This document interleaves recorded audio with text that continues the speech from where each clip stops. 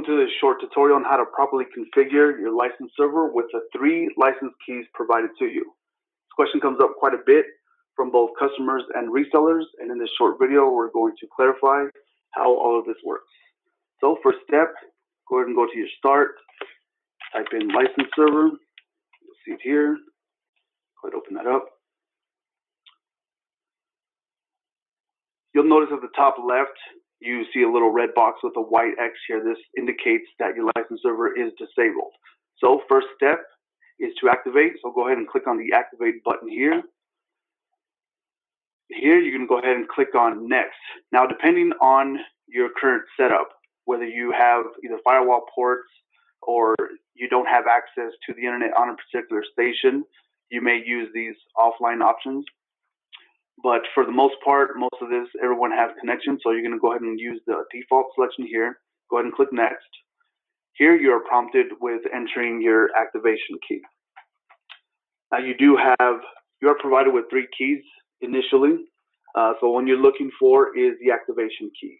Note, all activation keys do start with the letters LS. So go ahead and enter that here. Go ahead and click next. Your information is there. Just fill out the 3 required fields and then click next again. And it's loaded. Now you'll notice we have the green box and the check marker, which is exactly what we're looking for. Second step is to add your product key. Now you can go ahead and click on add here. Same window. Go ahead and click next again. And in this window, this is where you're going to enter your product key. So you have your product key here. And you can go ahead and just copy and paste it. Paste it in.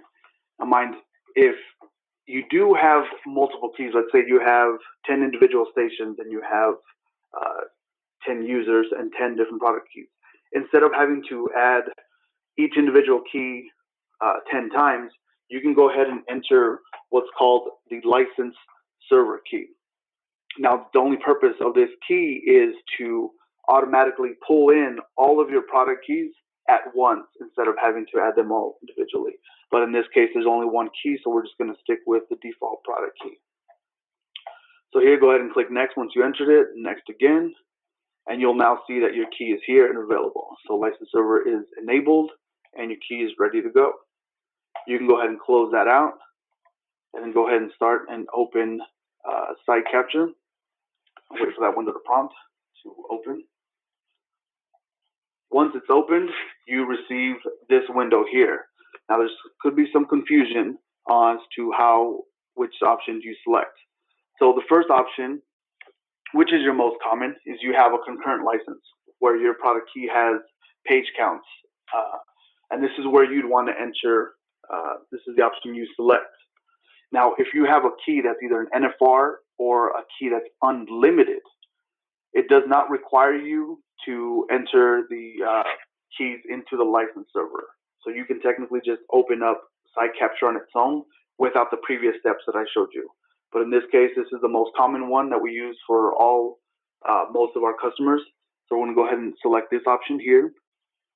And then down below, you want to enter the name or the IP address of the station that his license server is installed on. In this case, it's on the same machine. So we can just type in localhost, or as I mentioned before, the IP address or the computer name, and go ahead and click on next.